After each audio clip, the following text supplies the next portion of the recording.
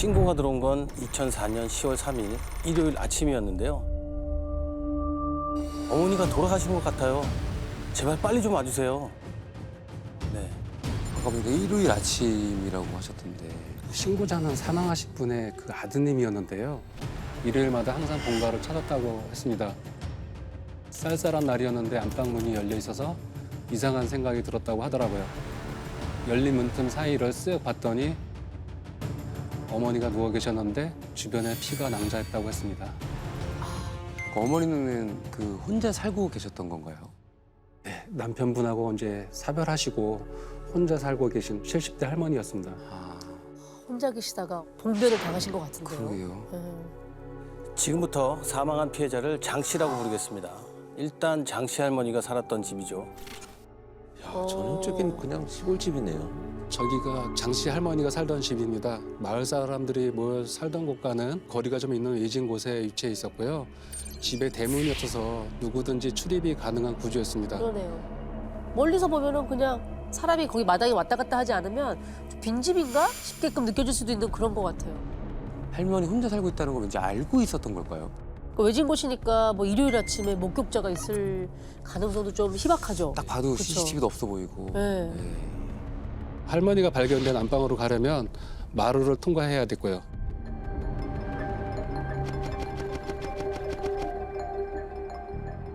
당시 수사팀 기록을 보면 전신에 이제 폭행을 당한 흔적과 흉기에 의한 자창이 좀 다수 발견되는데요. 그 중에 가장 깊은 상흔이 등에서 발견됐다고 이렇게 적혀 있었습니다. 그러면 현장에 남아있던 범인의 다른 흔적은 없었나요? 있었습니다. 사건 현장에 단서가 쏟아집니다.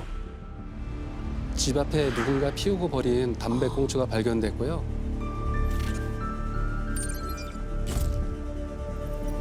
안방으로 들어가는 방향으로 마루에 족적이 있었습니다. 신발에 흙이 잔뜩 묻었는지 아주 선명하게 남아 있었고요.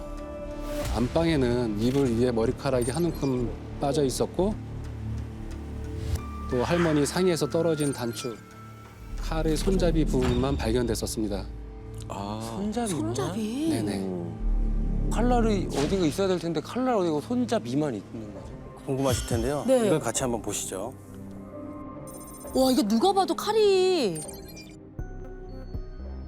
아, 손잡이만 있는 이유가 칼날이 이 안에 몸 들어가 안에 있습니다. 있네요. 지금. 이게 어떤 경우냐면 네. 등과 같이 근육이 많은 곳에 칼이 찔리면 이렇게 작은 칼들의 경우에는 근육이 수축되면서 칼날을 꽉 잡아요. 아, 잡아요? 그래서 손잡이만 빠지는 경우들이 많습니다. 어머머머, 그러니까 굉장히 깊숙이 찔렀다는 얘기죠. 어머. 굉장히 잔혹하고 끔찍한 일이죠. 네. 네. 네, 맞습니다. 등에 완전히 박혀 있어서 부검하기 전까지는 그 칼이 꽂혀 있는 사실을 몰랐었습니다. 이게 그 할머니의 몸에서 나온 칼날과 현장에서 발견된 손잡이를 붙인 건데요.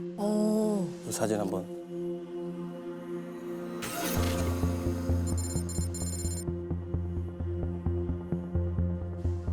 그러니까 현장에 남아있던 손잡이와 부검에 나왔던 날을 결합을 시킨 거죠. 그렇죠. 딱 들어갔는데. 딱 들어맞네요, 지금 네. 모양하고. 네. 근데 보면 손잡이 뒤에 이렇게 구멍 나 있잖아요. 네. 이런 거 보면 다 조그마한 과일 깎는. 그래요. 네. 그리고 날이 제법 사용한 흔적이 많이 느껴지는. 글쎄 조금 변형된 것 같기도 하고 아. 원래 가도의 모습보다 날이 좀 위로 올라가 있는 것 같이 보여지기도 합니다. 그런가요? 혼이 그 가정에서는 한 20cm 정도 길이의 과도였는데요. 유가족들한테 확인해 보니까 그 할머니가 쓰시던 건 아니라고 하더라고요. 아, 사진으로는 잘 안 보이는데 칼날 표면에 긁힌 자국이 많고 칼끝도 날카롭게 간 흔적이 있었습니다. 일직선으로 되는 게 아니라 밑에가 좀 갈려 있잖아요. 일부러 날카롭게 갈아서 준비했다는 거네요. 네. 그러면 이 칼 때문에 사망한 건가요? 사인은 뭐였어요? 칼 때문에 사망한 건 아니고요. 에? 목이 졸려 사망한 것으로 이렇게 확인됐었습니다. 뭐야? 어머, 이렇게 날카로운 흉기에 의한 사망이 아니었어요? 네. 그러면은 아까 폭행 흔적도 있었다고 했고 흉기로 찌르기도 했고 목을 조르기도 했다는 얘기잖아요. 힘도 없을 70 노인을 왜 이렇게 잔인하게. 사실은 원한 관계. 누군가가 앙심이 있어야 음. 이렇게까지 할 수 있지 않나 싶은데 그냥은 하기 너무 잔인해서. 그러게요. 네. 유일하게 그 가깝게 지내던 사람이 옆집 할머니였는데요. 네. 장 씨 할머니가 누구한테 원한을 살만한 사람은 아니라고 했습니다. 또 말수도 많지 않으시고 소심한 성격이랑 누구랑 이 다툼하는 일을 만들지도 않으셨던 분이고요. 또 대부분 집 아니면 밭에 나가서 일만 하셨다고 합니다. 근데 어찌됐건 이 시신에 남아있는 공격의 흔적만 보면 네. 애초에 살인을 목적으로 들어온 건 아닌 것 같아요.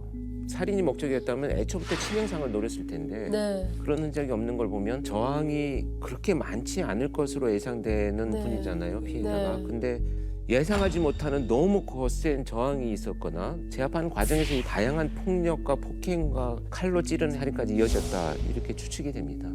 아이고. 그러면 애초에 살인을 목적으로 침입한 게 아니라면 돈을 노렸을까요? 강도? 지갑 안에 현금이 그대로 있었고요. 그 종종 혼자 사는 할머니를 상대로 이 성범죄를 저지르는 놈들도 있거든요. 맞아요. 그 가능성도 배제하지 않고 있었는데 부검 결과 또 성폭행 정황은 발견되지 않았었습니다. 그럼 아까 증거 족족도 있었다고 했고 여러 가지가 있었는데 범인의 지문, 맞아요. 뭐 DNA 이런 건 없었나요? 국가수 감식 결과 머리카락은 이제 할머니 것으로 좀 확인이 됐고요. 또 칼 손잡이에서는 지문이 발견되지 않았던 걸로 봐서는 범인이 이제 범행 당시 장갑을 끼고 있었을 것으로 추정되고요. 또 가장 유의미한 증거는 그 아까 입구에 있던 담배꽁초였었습니다. DNA가 나왔나 보네요. 그러게요. 그때 당시에는 DNA는 확인되지는 않았고요. 이제 혈액형이 O형이라는 남자, 요거만 좀 확인이 됐었습니다. O형의 남자. 근데 대문이 있는 집도 아니었고 뭐 누구나 이렇게 뭐 집 앞까지 갈 수 있는 그런 구조의 가옥이다 보니까 길 가던 분들이 거기서 뭐 그럴 수 있... 담배를 피우다가 버리고 갔거나 했을 수도 있겠네요. 아까 형사님이 이 사건을 시작한 이유 기억하시죠? 아까 전에 다잉 메시지. 그쵸? 그 할머님이 피해자가 손에 무언가를 움켜쥐고 마지막까지 계셔서 수사를 다시 할 수밖에 없었다라고 얘기하셨잖아요. 할머니 손에 있었군요. 할머니 손톱 밑에서 그 범인의 것으로 추정되는 이제 미세한 살점이 좀 발견됐습니다. 결정적 역할을 할 수 있는 증거였었죠. 결과가 어떻게 나왔나요?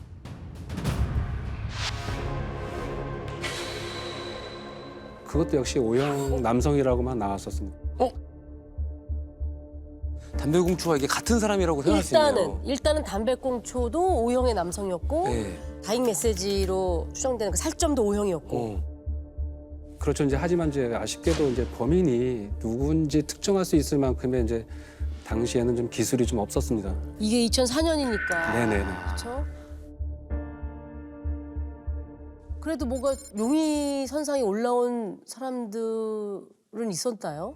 할머니와 가장 친하고 가까웠던 옆집 할머니가 사건 발생 무렵 장씨 할머니한테 이상한 일이 있었다고 말을 했습니다. 사건 한 2달 전쯤에 인근에 사는 40대 그 남성이 할머니 집 마루에 바지를 벗어놓고 갔다는 겁니다. 그리고 이제 용의선상에 오른 사람이 한 명 더 있었습니다. 당시에 할머니 집 조카였는데요. 장씨 할머니 집을 마지막으로 방문한 사람이었었습니다. 조카의 진술로는 지인 6명이랑 근처 계곡에서 술을 마시다 취기가 올라서 가까운 큰 어머니 집에 사람들을 데리고 간 거라고 했습니다. 간단하게 소주 2병 마시고 나왔고요. 그때가 시신이 발견되기 바로 전날 밤 7시 반경이었습니다. 당시 그 조카가 의심을 샀던 건 이제 일행들과 달리 장씨 할머니 집에서 술 마실 때 나눴던 대화 내용이라든지 집에서 나온 시간 이런 진술들이 그 조카만 유일하게 좀 달랐어요. 뭐 갈등이 있었을까요? 근데 저 이상한 게 뭔가 갈등이 있었다 치면 친구들이 아니라 혼자 갔으면 갔을 텐데 일단 친구들이랑 갔고 그 조카 입장에서는 큰어머니를 살해할 이유가 뭐가 있었나 싶거든요. 당시 그 이제 수사팀은 그 할머니 집에 바지를 벗어놓고 간 40대 남자하고 조카를 대상으로 해서 이제 사건 당일 행적 수사하고 거짓말 탐지기 검사도 진행을 했는데요. 특별한 혐의점은 발견하지 못했고 또 혈액형이 모두 O형이 아니었어요. 아, 두 분 다요? 예. 그건 결정적이잖아. 그러네. 그리고 이제 40대 남자 같은 경우는 이제 할머니 집에 바지 벗어놓고 갔던 거는 이제 정신적 질환 때문에 이제 그런 걸로 이제 확인이 됐었습니다. 아, 지금 용의자가 2명이 좀 나오고 있었는데 그 2분 다 아니라고 하면 대체 누구란 말인 거예요? 그러게요. 그래서 결국 수사 범위를 확 넓히게 됩니다.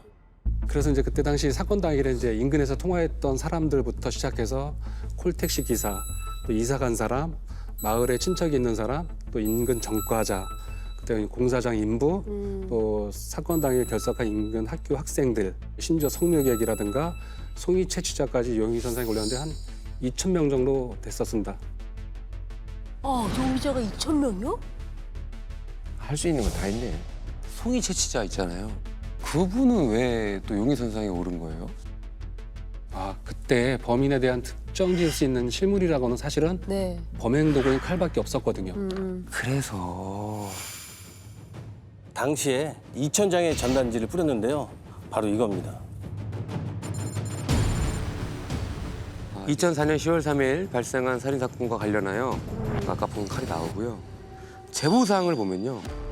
위 칼을 소지한 사람을 본 적이 있는지의 여부와 특히 송이 등 각종 임산물을 채취 시 위와 같은 칼을 사용하는 가정을 본 적이 있는지 여부. 칼이 현장에 남겨진 유일한 거의 단서다 보니까 칼에 집중해서 이제 제보를 받으신 거네요. 상당히 많은 제보가 들어왔다고 하더라고요. 근데 제보 내용의 진위를 파악하는데도 사실 많은 시간이 좀 걸렸다고 했고요. 그렇지. 또 가도에 대한 의미 있는 제보는 사실 없었습니다. 그래. 이게 너무 일상에서 흔하게 볼 수 있는 칼이어가지고. 맞아요. 그런데 이 전단지를 보고 뜻밖의 제보가 들어옵니다. 제가 그날 밤에 좀 수상한 남자를 봤어요. 제보자는 이제 사건 당일 이제 아내하고 차를 타고 7번 국도를 지나가고 있었는데요. 그때가 이제 밤 9시쯤이었고요. 버스 정류장에서 웬 젊은 남자가 손을 흔드는 걸 봤다고 했습니다. 차를 세우려고 하니까 아내가 낯선 사람 왜 태우냐 잔소리를 했었다고 합니다. 근데 버스가 끊길 시간대라 그냥 지나칠 수가 없어서 차를 세웠는데 남자가 가는 길에 좀 내려달라 이렇게 얘기를 했답니다. 그래서 남자를 조수석 뒷좌석에 태웠고요. 얼마 안 가서 내려줬다고 합니다.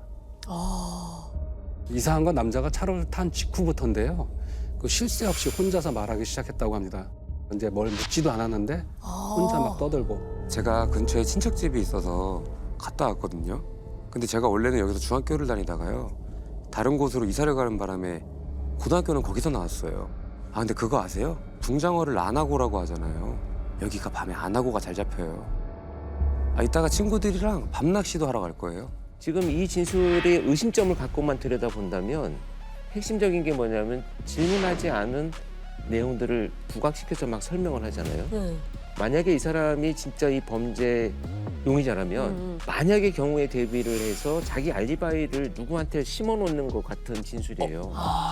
그러니까 사건이 발생했을 시간에 나는 낚시를 하고 있었고 낚시를 하러 여길 왜 왔냐면 내가 학교를 여기 다녀서 익숙한 곳이어서 왔어요라는 것이 만약에 수사팀에서 누가 형사가 질문을 한다면 나는 그래서 그런 이야기를 자연스럽게 했고 낚시를 하고 있었다라고 하는 제3자를 만드는 거죠.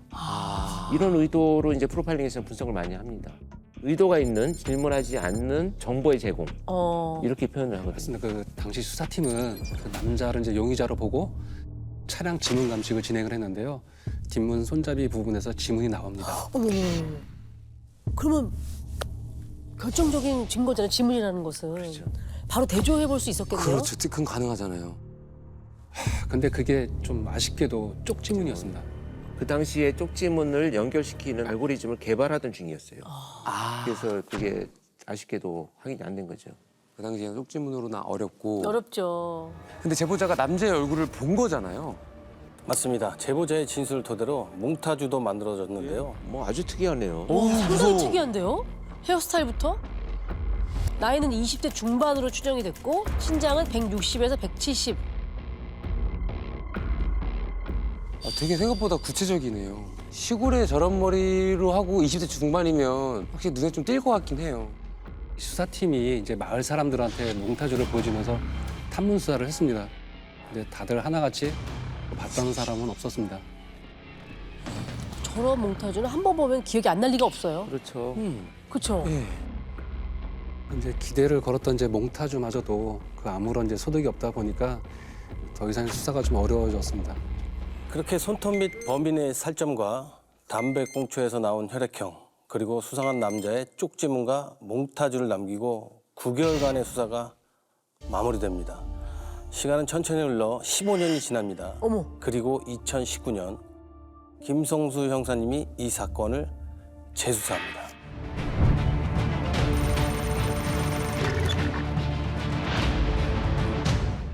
19년 10월이면 지금으로부터 4년 전. 예 근래예요. 그러니까 할머니가 남긴 그 다잉 메시지, 손톱 밑에 남겨있던 범인의 살점이 드디어 뭔가 세상 밖으로 나오게 되는군요.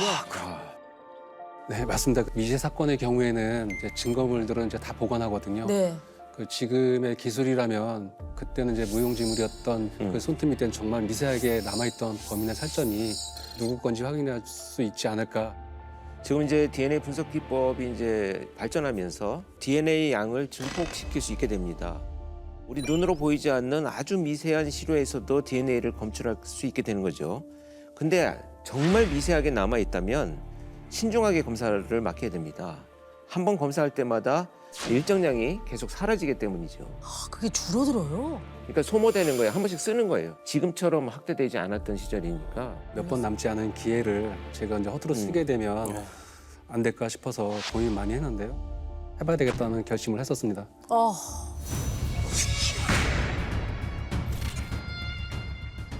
네, 검출됐습니다. 그래서 이제 바로 대조까지 신속하게 의뢰를 했었습니다. 그러면 일치하는 범인이 있었을까요? 누구였어요? 결론은 일치하는 사람은 없었습니다. 2004년도 그 사건 이후에는 어떠한 범죄를 저지르지 않았다라는 얘기인가요? 네. 그래서 형사님은 팀원들과 함께 사건을 원점에서 다시 생각해 보기로 합니다. 37건에 달하는 당시 수사 기록들을 하나하나 짚어보며 다시 시작하는 거죠. 수사도 이제 결국 일이잖아요. 오래 하다 보면 이제 자신도 모르는 사이에 이제 기계적 사고를 할 때가 있거든요. 당연히 그럴 것이다라는 이제 시선을 배제하고 저희가 다시 사건을 이제 보게 된 겁니다. 그때 이제 한 가지 이상한 게 눈에 띄더라고요. 아, 이게 뭔가 눈이 시작했나 보다. 어떤 거요? 당시 이제 광범위한 탐문 수사에도 불구하고 제보자를 제외하고는 수상한 사람을 목격했다는 사람이 없었는데요. 조카가 방문했던 7시 30분 이후에 일어난 그 범행이라면 사실 그렇게 늦은 시간도 아닌데 왜 아무도 못 봤을까? 그런 의문이 들었습니다. 특히 그때는 이제 한창 추수를 할 때였거든요. 늦게까지 이제 논과 밭에서 추수하는 주민들이 많았을 텐데 아무도 못 봤다는 게 의아스럽더라고요. 그렇지. 그래서 김 형사님이 현장으로 직접 갑니다. 할머니의 집은 이미 철거된 상태였지만 다행히 마을은 그 모습 그대로였거든요. 내가 범인이라면 사람들의 눈을 피하기 위해 어디서 오고 어디로 갔을까를 생각하면서 현장 주변을 살펴봤습니다. 할머니 집으로 가는 방법은 두 가지밖에 없더라고요. 집 뒤에 있던 산을 넘어오거나 마을을 통과했었습니다. 마을을 통과했다 그러면 그래도 목격자가 있었을 것 같기도 하고. 그게 아니라면 거의 산을 타고 넘어온 게 아닌가. 이제 그래서 이제 산을 올라갔더니 뜻밖의 길이 하나 있더라고요. 나무를 운반할 때 그러니까 이용하는 길이었는데요. 네. 산길이 시작되는 지점이 할머니 집과 상당히 가까운 겁니다. 또 2004년도에도 그 길이 있었고요. 마을 주민분들 기억으로는 당시에 포장이 안 된 좁다란 길이었다고 합니다. 팔자로 네. 담배꽁초 족적. 족적. 우리가 누르보기에도 흙이 이렇게 묻어져 있는 게 있었거든요. 아 흙으로 찍혀 있었죠. 그러면 산에서 온 게 맞나 보네요. 그러니까 본 사람도 없고. 범인이 이 길을 걸어 어디로 갔을까? 대체 이 길 끝에 뭐가 있을까를 생각하면서요.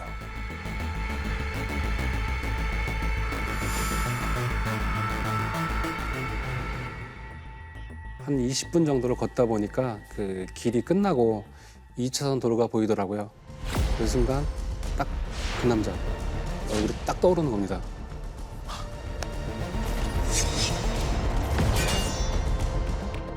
우선 형사님이 걸었던 산길을 지도로 한번 보겠습니다. 할머니 집에서 조금만 올라가면 저 길을 따라서 쭉 형사님이 걸어보셨다고 하는 거고 그 끝 지점에 7번 국도.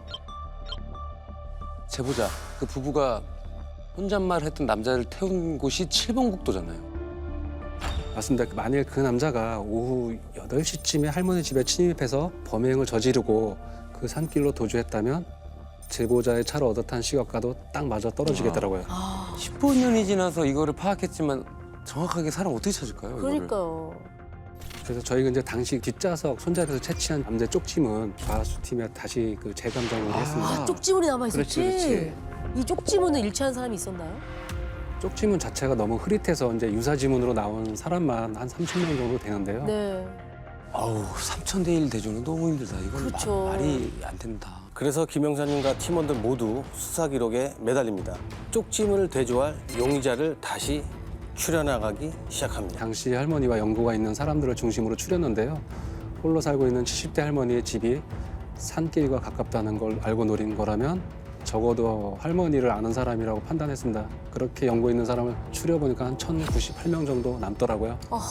그래서 한 1,098명 중에서 그 제보자의 진술대로 20대 남성을 추려했는데 제보자가 또 착각할 수 있으니까 20대에서 30대 남성으로 좀 범위를 설정했고요. 네. 또 그렇게 제외시키다 보니까 한 40명 정도 남더라고요. 어머. 근데 그 중에 딱 한 명이 눈에 띄더라고요. 한 명. 그게 누구예요? 장씨 할머니가 친하게 지냈던 옆집 할머니 조카가 20대 남성이었었습니다. 20대 남성이요? 옆집 할머니도 중간에 한번 나왔었잖아요. 그렇죠, 그렇죠. 와 근데 뭔가 수상한 지점이 있었나요, 그 사람이? 그러게. 주민등록증 사진을 보니 머리 스타일은 다르지만 이목구비가 몽타주가 상당히 비슷하더라고요. 게다가 절도 전과도 있었고요. 또 전과가 있었어요. 예. 몽타주 수사도 하셨었는데. 그걸 전단지 그 할머니도 봤을 거 아니에요? 아. 숨겨줬을까요? 저도 이제 그게 이상하더라고요. 참고인 조사 당시에 조카에 대해서 전혀 언급하지 않았거든요. 혹시나 해서 이제 2004년 수사에 참여했던 형사분들한테 연락을 해봤는데 그 옆집 할머니가 좀 이상했다고는 했었습니다.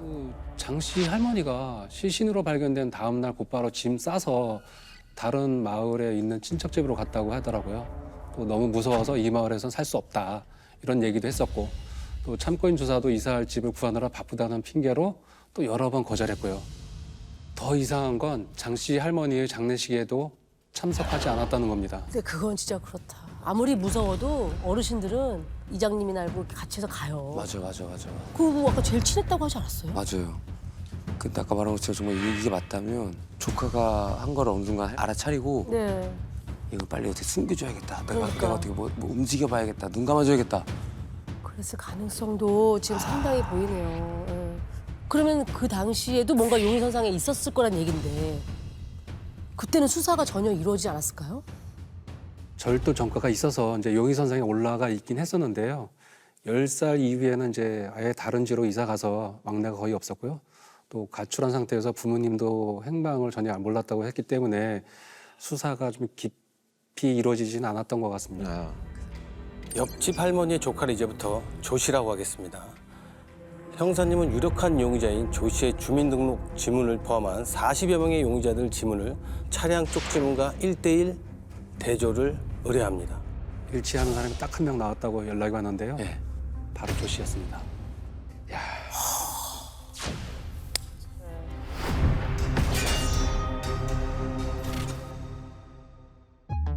근데 이제 결과가 나오자마자 한편으로는 기뻤고 네. 한편으로는 가슴이 철렁하더라고요.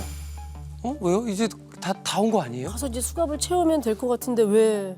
문제는 조 씨가 이미 사망한 상황이었어요.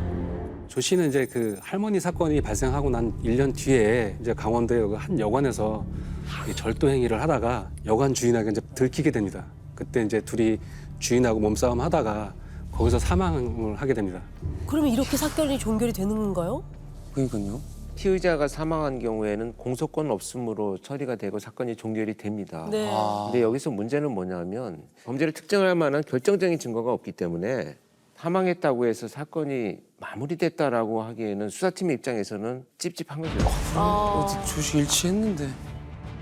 형사님 역시 그렇게 생각하셨다고 합니다. 지금까지 모든 정황들이 조 씨를 가리키고 있지만 만에 하나라도 조 씨가 범인이 아니라면 어딘가에 진짜 범인은 평범한 사람인 척 살고 있는 게 아닐까. 근데 조 씨가 진짜 범인인지 아닌지를 이제부터 확인하려고 하신 겁니까, 그러면? 그러면 혹시 죽은 사람의 DNA를 그러니까.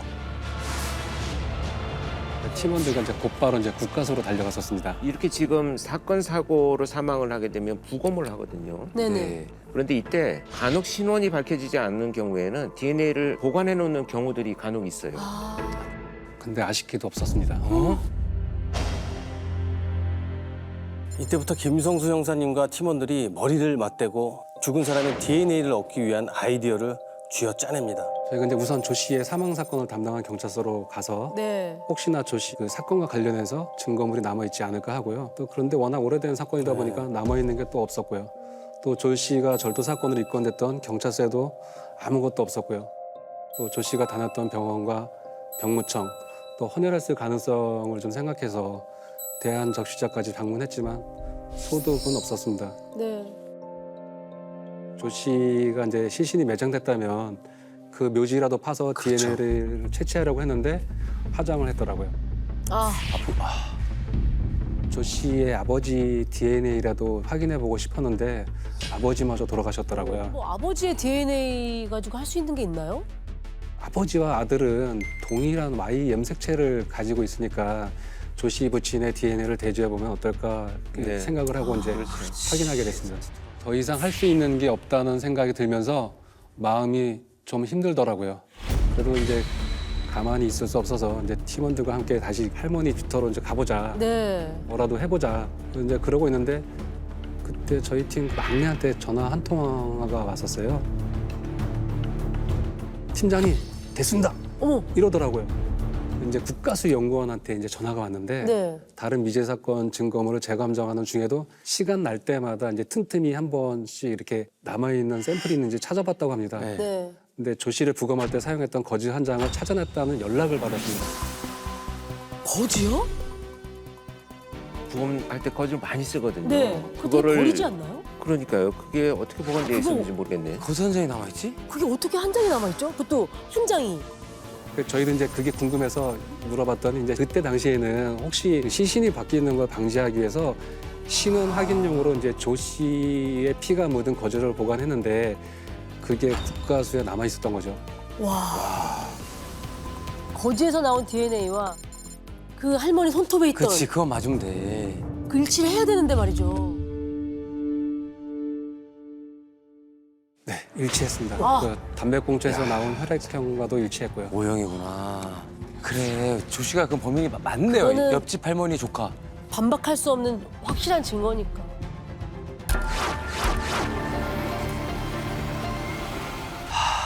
이렇게 해서 16년 만에 이게 미제였던 사건이 해결이 된 거네요. 그렇죠. 대개는 그 유력한 용의자가 추적 끝에 사망한 걸로 밝혀졌을 때 멈출 수도 있죠. 멈출 수도 있는 거죠. 근데 끝까지 밝혀내셨네요. 만약 조 씨 DNA가 일치하지 않았다면 아마 다시 재수사를 했을 겁니다. 그렇지. 또 다른 우와. 용의자를 찾으러요. 땡빛이잖아요. 그래서 땡빛이구나. 네. 왜 할머니에게 그렇게 잔인한 짓을 했는지는 밝혀내지 못한 건 그러니까 뭔가 이 저승에서 뭔가 소환해서 도대체 왜 그랬는지. 그러니까 할 수만 있다면 진짜 끝까지 아마 그런 심정이실 것 같아요. 네. 조 씨 이제 주변인들을 통해서 알아보니까 이제 당시 아버지와 크게 싸운 후에 가출한 상태였고요. 또 고등학교 동창회 돈을 훔쳐서 합의금을 물어줘야 되는 상황도 있었고 그러니까 결국은 돈이야. 여관 때문에 또 돈 훔치도 또 올렸고. 그래 또 다 훔쳤죠. 돈이고. 즐겨봐 이 채널.